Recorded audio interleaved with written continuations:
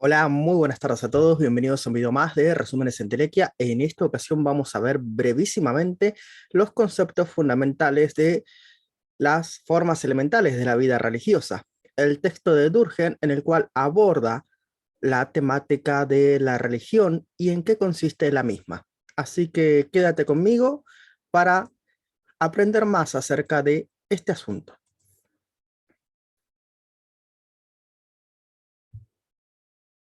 Como bibliografía estaré recomendando obviamente las formas elementales de la vida religiosa. Es un texto clásico de sociología y que obviamente puedes encontrar casi en cualquier editorial. Comencemos. ¿Cuál va a ser el punto central del texto? Fundamentalmente se va a preguntar qué es la religión y cómo estudiarla desde un punto de vista sociológico. Afirmará que desde luego la religión es un hecho social y que se debe investigar en sus formas más primitivas. Ya veremos por qué esto. De hecho, todo el video será una serie de respuestas a algunas preguntas que nos podemos hacer acerca de la religión como institución y como hecho social. ¿Por qué en las sociedades primitivas?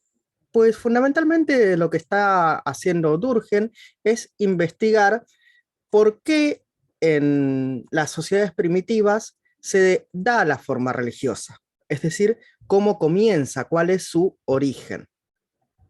Fundamentalmente va a utilizar estas sociedades porque considera que son las formas más simples, las formas más elementales, que aún no se han complejizado, es decir, que no se ha desarrollado una serie de creencias, mitos o capa tras capa de este tipo de fenómenos, y por lo tanto, en las sociedades primitivas o las más simples, vamos a encontrarla en su forma más elemental o su estado más puro.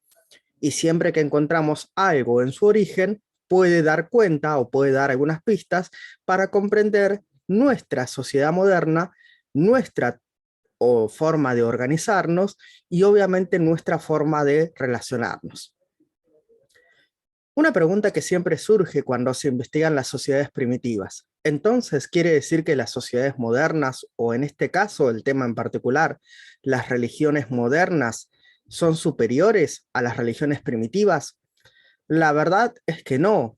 Simplemente las religiones modernas son más complejas. Es decir, hay un mayor nivel de abstracción, de idealización, se siguen más valores, normas e ideales, más abstractos y más complejos, y obviamente están más lejos de ese origen tal vez un poco tosco, tal vez un poco concreto de la realidad cotidiana. Pero por esa misma razón, estudiar las religiones primitivas nos permiten comprender cómo surge el fenómeno religioso y para qué es útil socialmente. Vamos, que unas son más abstractas y las otras más materiales o ligados a la realidad cotidiana o a las imágenes incluso. Recuerdan los cultos totémicos y demás. Otra pregunta que se suele hacer cuando los sociólogos o los estudiosos investigan la religión es: ¿la religión es algo propio de personas primitivas? ¿Es algo propio de mentes irracionales? La respuesta es que no, dice Durkheim. La religión es un hecho social, es una institución, como lo es el Estado, como es el comercio, como lo es la educación, y por lo tanto da cuenta de una realidad humana y, por lo tanto, al dar cuenta de esta realidad humana, solo que lo hace de una forma más bien simbólica o representacional o abstracta, es imposible que una religión sea falsa, ya que las religiones hablan acerca del ser humano y por lo tanto no hay religión que sea falaz. Si fuera falaz, ya se hubieran extinguido hace tiempo, dirá Durkheim. Obviamente cumplen una realidad social, una necesidad social muy concreta que vamos a ver al final del video. Por lo tanto, todas las religiones son válidas, por lo menos desde el punto de vista social y sociológico. ¿Qué humanos creen, por lo tanto, en las religiones? Como hemos dicho, hay un prejuicio de que solamente las personas irracionales creen en la religión. Bueno, no es del todo cierto. Obviamente hay santos, también hay eruditos, teólogos, También está el místico o el monje o simplemente el laico. Hay muchísimas clases de personas que creen en la religión y no por ello van a ser más o menos racionales. Está el ultra racionalista teólogo filósofo y también está el asceta o ermitaño, o sea, es por igual a una característica humana o la otra. ¿La religión va acerca de adorar a un Dios? No, esto es algo que se da sobre todo en las religiones más cercanas a nosotros, las más modernas. En cambio, las primitivas no todas giraban en torno a un Dios. Obviamente, han surgido religiones que giran en torno a una deidad, pero las formas más primitivas iban acerca del sentimiento de lo sagrado.